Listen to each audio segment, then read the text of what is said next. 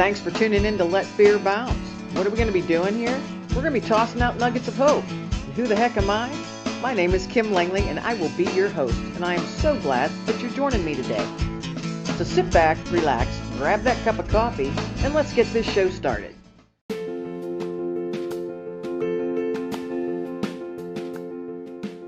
Have you ever thought about what will happen to your pet should you no longer be able to care for them or if you pass away?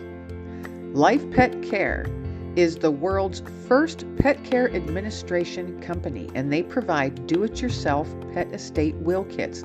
Now, these are legal document, folks. They are considered an amendment or a codicil that you add directly to your personal will. You can access this by visiting kimlenglingauthor.com. Scroll down until you see Life Pet Care. Click on that link and you will get 33% off of that do-it-yourself pet estate will kit. Now, folks, it's just $29.99, but if you click that link, you will get 33% off. Let's make sure that our furry loved ones are taken care of if, for whatever reason, we are no longer able to care for them.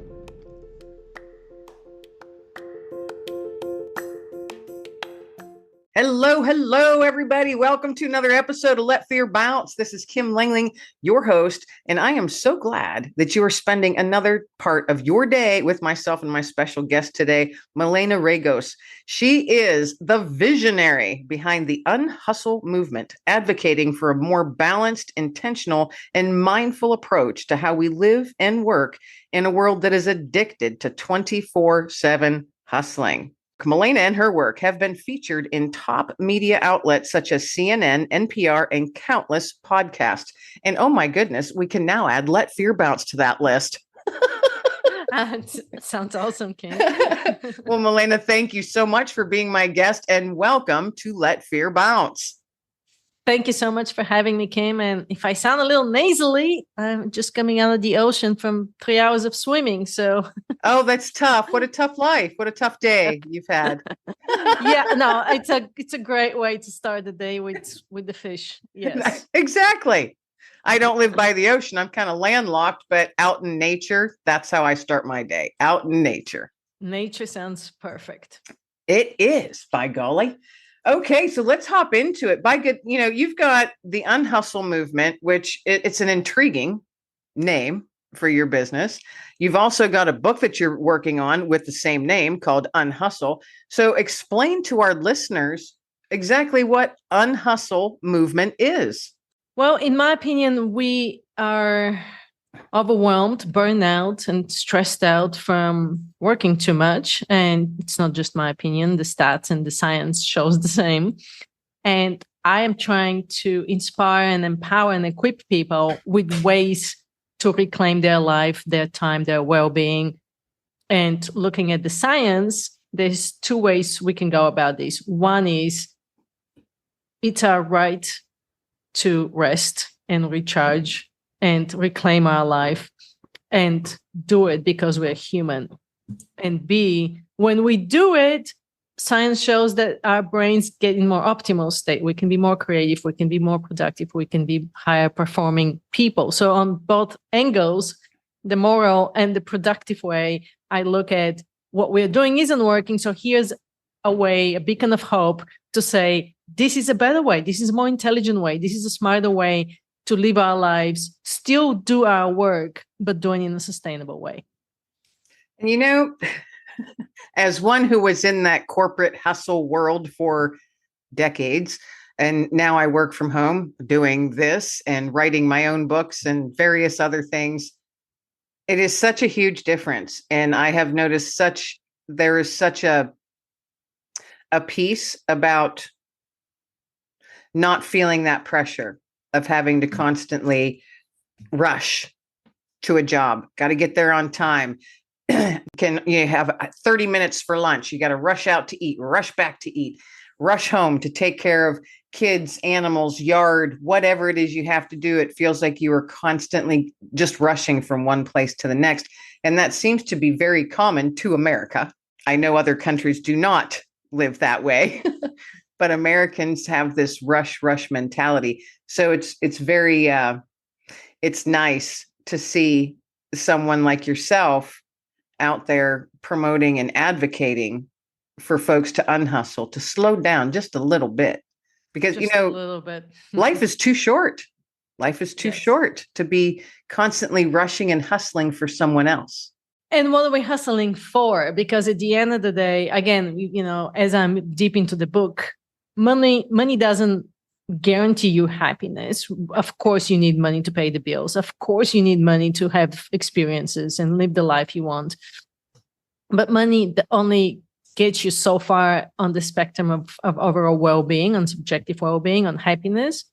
And so when you look at that, then why are we doing it? So then we have the inner ambition, right? The inner drive, the inner hustle, which a lot of people do, including myself, ambitious, high achievers, people, we have that drive. And so it's interesting to see how I've had to change how I view success, so to speak, how I view what I want to do in my day, and how I can have that worthiness outside of work. So how do you view success now? Well, Kim, any day I start with swimming in the ocean sounds pretty good to me. That's awesome. 3 hours in the ocean, I'll take that. And now after this interview, I'll sit down and do some deep work on my book. And I'll tell you my definition of success, which I came up with a few years back. And I redesigned my life in order to live into that definition. And basically for me, success came down to living in a place I love, surrounded by people I love and want to hang out with, doing something of value that contributes to the world in a positive way while having a lot of fun.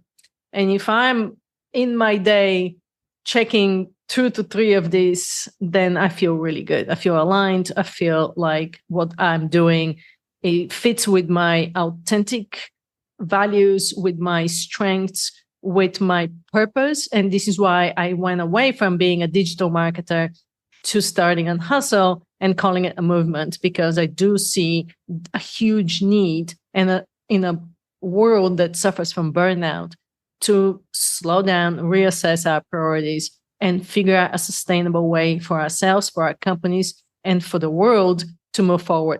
I couldn't agree more. And you mentioned burnout. I know so many people who have burned out or they're on the verge of burning out. And a lot of the stress, it could be outside stress coming in, and I'm sure during, with what the work that you do, you see it an awful lot. There's an awful lot of stress that we put on ourselves. Correct. To live up to whatever standard society thinks we should be at. Correct. We often forget that we have to take ourselves into consideration. We have to put us before the hustle sometimes. Really, really hard. It's a perspective shift. It's a mindset shift. I've been doing this work for almost a decade personally. I started on Hustle about 4 years ago. And I realized, to be honest with you, that doing it in a community is a way for people to see that the other people can also do it. And so when you say you have a lot of people that are burned out, on the verge of burnout, I realize a lot of people are burned out and don't realize they're burned out. They think they're doing great. And unfortunately, sometimes things happen that catches them by surprise. And this is why I'm starting a community with Unhustle, because I'm trying to say, okay, let's do this together. That's why I've always called it a movement. I think services like coaching, for example, are great, and therapy and all these things, but sometimes doing it in a community where you can see that other people can do it sustainably gives you that permission to say, hey, maybe I can do it too, And it gives you that boost, just realizing, okay, I'm actually not alone in this. Right. And I don't have to feel shame. Right. Because I feel like this, because look at all these other people in this community. We're all in the same boat together. Yes. And I think it's wonderful that you're building that, because then not only are you helping those in the community, but the members in the community are helping each other as well. Right. And I needed it for myself, and I still do. Look, I've been on this journey. I'm definitely not perfect. I still have days that we want to talk about fears and stress. It's still there. It's just that the awareness is there, and the tools and the practices are there so that you know what to do and you can bounce faster than before. And to me, that's the key, especially as an entrepreneur. We kind of have the ups and the downs, and and it could be lonely, and that's why having the tools, can be very, very helpful. Yeah, I often say I have a toolbox that I regularly dig down into on any given day to pull something out. But I've reached a point, and I always say I've reached a season in my life. Instead of saying how old I am, I just say I've reached a certain season, and I can recognize certain things. Whereas before I would just roll right along with it and keep hustle, hustle, hustle. Right. And now I can recognize it and say, I'm going to say no to that one. Won't be good for me. And I don't need to do that. So respectfully, no. Yeah. And it's a great thing to be able to do. And yet it's very, very hard because we don't want to hurt people. We don't want to be left out in the cold. We don't want to sound like we're mean. And, we want to be liked. And from a perspective of, going back to our ancestors, we didn't want to be kicked out of the tribe and left out in the cold. So we want to say yes. And sometimes saying no, the way it helped me look at it is every yes is a no to something else. And so what is this yes? What are the true trade-offs? And would there be any regrets from it? Right. I mean, if you're saying yes to something that doesn't align with you, or it's not really something that you're interested in doing, then why are you saying yes? And you had mentioned, you want people to like you and all of that. It's interesting. I've talked to so many people that bring this up. And quite frankly, I don't care what people think of me. I'm on my own journey. It's my path. I cannot let others' perception of me dictate who I am.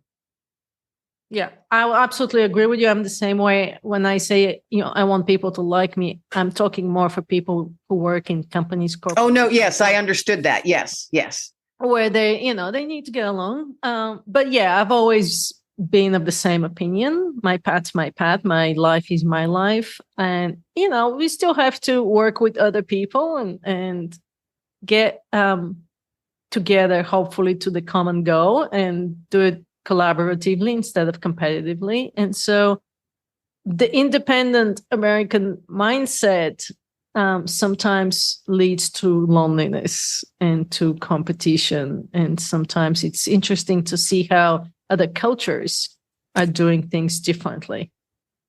I agree. And, and not, unfortunately, many Americans don't have the opportunity to see how other cultures work.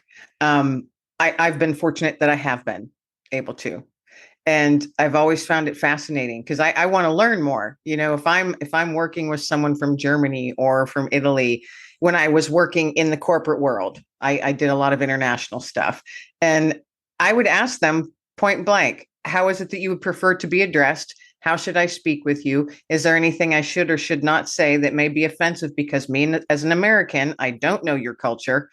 I would ask those questions, or I would do research on that country and their culture and different things like that. That's just who I am, because I wanted to learn and be liked by those people. But when there's a different culture internationally, that's kind of a whole nother ball game, isn't it? Yeah, and the one thing I've noticed, because I'm originally from Bulgaria, married to an Australian, currently living in Baja California, so via America. So I kind of have been around the world. I mean, my goal was to be a citizen of the world when I wasn't allowed to travel, right? So I'm been and I studied international marketing, have an MBA in international marketing. So I've always been intrigued by what can we learn from each other? How can we benefit? And the whole question of what do you do, which is the first thing I learned to ask when I meet somebody in America, could be very offensive in a lot of other countries. And yes. so they learn to They want to learn first about you as a human, and work is only a portion of that component. And it doesn't define who you are. It doesn't define your worthiness. It doesn't, your bank account doesn't define who you are as a human. And that was, I think, my biggest perspective shift that I had to do at some point in time, to really work hard on not asking people, what do you do? So what do you do? Because for me, it was like a way to find a common ground where I can start the conversation. So I had to really figure out what are the questions I can ask this person? Where have you traveled to lately? Or, right. Yeah. What book have you read? For fun, or yeah. You're right. Americans do. They can't. In general, look at people or define them by their job. And I've since I was young, I've never understood that concept. Why is someone who cleans the elementary schools any different from the CEO who runs a big corporation? Just because one has money and one doesn't? I never understood that. People are people. And we should treat everyone with respect, and titles, I don't think titles are needed. Not when you first meet a human. No. And it opens up, if you're curious about the human, it opens up so many more interesting conversations, I found, than just directing that conversation towards a career or a profession. And so it just opens the spectrum of the conversation a lot. And sometimes now I leave conversations and I still don't know what this person does for work. And it's fascinating because maybe next time I'll find out. Right. Yeah. And you don't have to know because you got to know the person. Yes. Yes, exactly. So you said that you've been doing Unhustle for about 4 years. What made you start that? I mean, you said you worked in the corporate world. You were a digital marketer. What was the thing that happened that you're like, you know what, I can't do this anymore, and I'm going to do my own thing, and I'm going to call it the Unhustle Movement? Yeah, what happened is I was a marketing director for about a decade, and then I started my own digital marketing agency, and it was going great. Very successful, had great clients. Worked with celebrities. One of them was Madonna. Just go, sleeping with my phone. Started to spend more and more hours in some doctor's office, still on Twitter. And no time for my husband. I would cook dinner and go back to work and work till 1, 2 o'clock in the morning. Work on weekends. I realized the only evening I wasn't working was Friday night. It was a really big occasion. Started to lose my friends because I never had time for them. So it was the whole gamut of what happens when you focus on nothing else but work. Work becomes your everything, your identity, your fulfillment, your meaning. And I realized we came here to Baja for a 10-day trip, which turned out to be a digital detox trip, which wasn't planned. It was by default, not by design, because there was no internet in town. And after the jitters subsided eventually in day 4 or 5, I went to learn how to kiteboard. And kiteboarding can be a very dangerous activity. In other words, it requires 100% of your focus. You can die. And I couldn't think of work anymore. I had to be fully present. And that moment of being fully present, I realized that I didn't have that many moments like this in my days. And I wanted to find a way to be more present moving forward, because I knew what I was doing wasn't sustainable, and it was on a downward spiral for me, mentally, physically, emotionally. And so I wanted to investigate a different path forward. And what that led me to is the Human Potential Coaching Institute. So I wanted to upgrade my mind and body and soul. I found mindfulness based stress reduction training during that program. And then I realized that I have a much, much bigger, in that process, I realized that my purpose in life is much, much bigger than doing digital marketing and creating Facebook ads for people. And I need to focus on my purpose. And that's when I decided to start Unhustle. I think that's awesome. And that you recognized it. You know, you recognized, wow, I've got to make a change. Hmm. Yeah. And, fortunately for me, I realized that before something drastic happened. I mean, I knew my health wasn't well, stressed out adrenal glands and digestive stomach problems for 20 years. And, well, a lot of women suffer from these kind of symptoms because of stress. But I wasn't like in a hospital, or it wasn't, didn't have a heart attack or something like that, which a lot of people actually happens to. And so I'm trying to catch people and inform them and empower them to make a shift before it's too late. What are 3 things that you think should be those red flags to someone? And people listening right now, they may be folks that are younger than you and I, and they're in the midst of that hustle because they got to go, go, go. They got to make a name for themselves. They've got to make this amount of money because they want to buy that first house or buy that first cool car, whatever it is. They're in the midst of that hustle. What's a couple of tips maybe that you could give that particular type of person as a red flag saying, hey, watch out for this? Mm-hmm. Yeah. I mean, stress is big, right? And so stress symptoms could be really big. Chronic stress is what leads to burnout. So if you're under chronic stress, then there's probably bodily symptoms that are showing up, whether it's headaches or digestive problems or insomnia, low energy, basically tuning more into your body and getting a little bit more aware of how do you really feel. Because I feel that the go, go, go culture we're in, we're so much in our heads and we're disconnected from our bodies. And so having that mind-body connection is critical. Now, I used to eat healthy. I used to go to the gym. I used to do yoga, and I lived in Lake Tahoe, so I was in nature. None of this actually helped because I thought I was doing everything right. I would go to the gym and I'd still be listening to a podcast. I'd go hiking in the woods and I'd still be on Twitter. I was never alone with my thoughts. And I think a red flag is, do you have 10 minutes in your day to just be with your thoughts?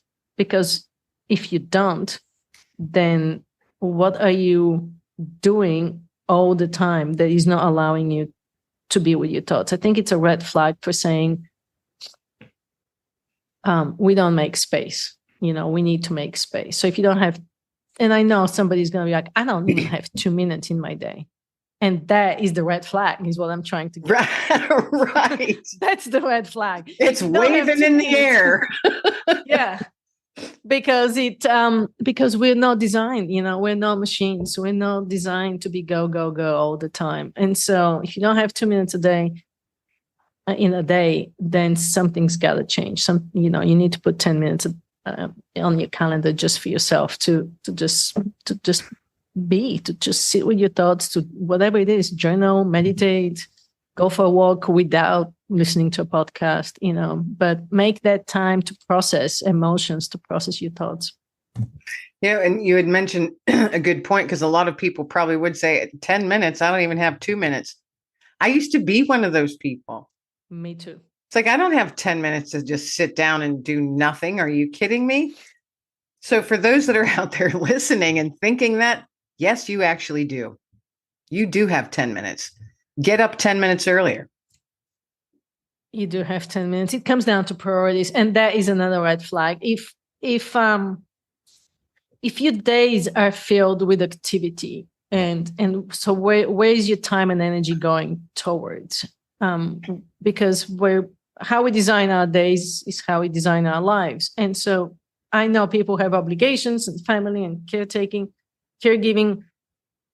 and work and all of these things. But sometimes we create a lot of unnecessary demands on ourselves. And, my simplification process started in my closet.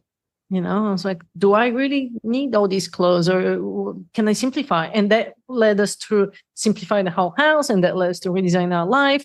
And so basically, simple action items could lead you to have so much more space and energy and time for experiences and time for things that you enjoy, as opposed to constantly trying to find that gratification from that hedonic treadmill, which is the more, I'm going to buy more things. But in reality, that short-lived joy wears off, and then your happiness baseline drops down to the same baseline, and then you're back in the same rat race of go, buy. Yeah. And it's never ending. Yeah, I like how you mentioned your closet. Now I'm on my own now, but I'm just it's a different season of my life. So my daughter is grown and on her own and expecting her first child. And so I live in the big old family house that I have so much stuff left in this house. And it would stress me out. Each room I'd walk into, I'm like, why do I have all this stuff? And that's not even mine. And why is it still here? So that can be overwhelming. And that's one thing about, I guess, what my point is for me anyway, to help lessen some of that stress and that anxiety that might come on you. I organized my personal space. And that's huge, actually. And I started with my bedroom closet. And I literally got rid of half of everything. It feels good, right? Oh my goodness. And I went out and bought real cute little baskets and stuff like that to put things up in my shelves in my closet and all this. And I just looked at it and went, oh my goodness. And I jokingly called my daughter and sent her a picture and said, take a look at my closet because the angels are singing. Right. Now imagine if you can do the exact same thing for every area of your life, for your work, for your day, for your relationships, for everything, right? So it opens up so much more space, and we can just take a breath and exhale and feel that calm come over you instead of that overwhelming anxiety, stressed out energy that we surround ourselves or create, because of, partly we create it. Right. Yes, we are the creators of most of our stress, unfortunately. And, making those changes, it's not easy.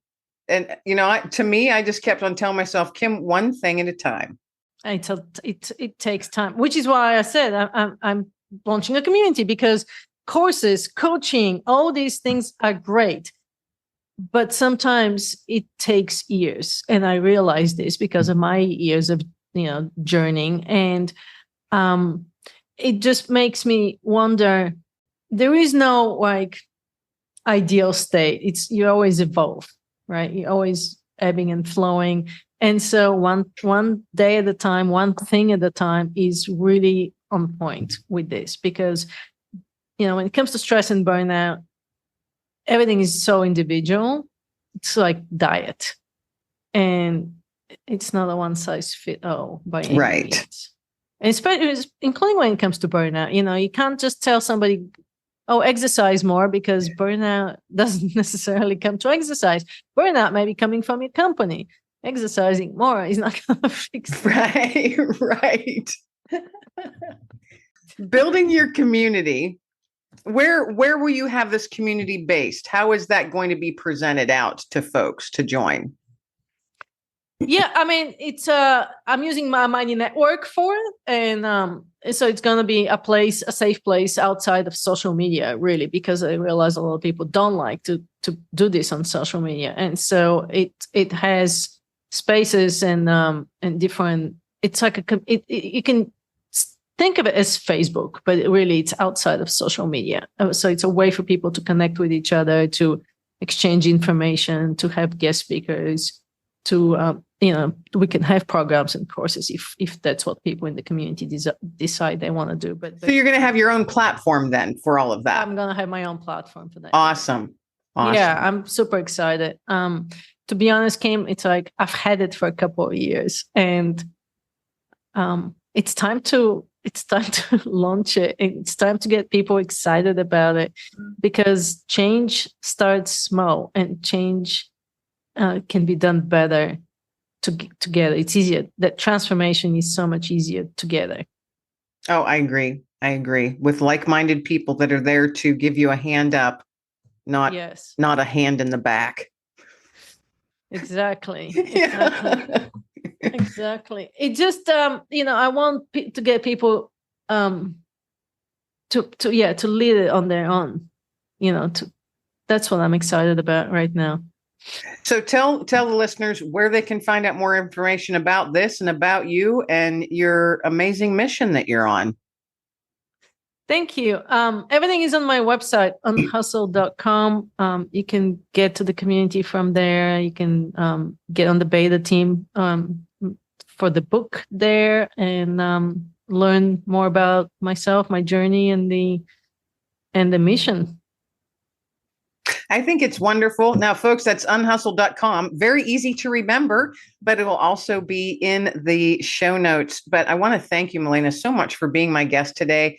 I love talking about this kind of stuff because I feel like you do, that people need to hear it, and they need to hear it more than once. Thank you, Kim. Thank you so much. Yeah, this has been fun. You have a great mission and a passion for it, obviously. And I wish you the best of luck with your book coming out. So please keep in touch, because when that book is launched, I want to have you back on so we can talk more in depth about your book and get the word out about that. That sounds great. Thank you so much, Kim. Oh, awesome. Thank you very much. And everybody out there listening, thanks so much for joining another episode of Let Fear Bounce. I am your host, Kim Lengling. Everybody be well, stay well, and be blessed. That wraps up another episode of Let Fear Bounce, folks. Thanks so much for spending a small part of your day with myself and my special guests. I am blessed week by week by the people that I have on my show. I'm also blessed by you for tuning in and listening. And if you want to learn a little bit more about me, you can go to my website at kimlenglingauthor.com and check out everything else I'm doing. I like to keep myself busy. And until next week, folks, everybody be well, stay well, and be blessed. And don't forget, you are amazing.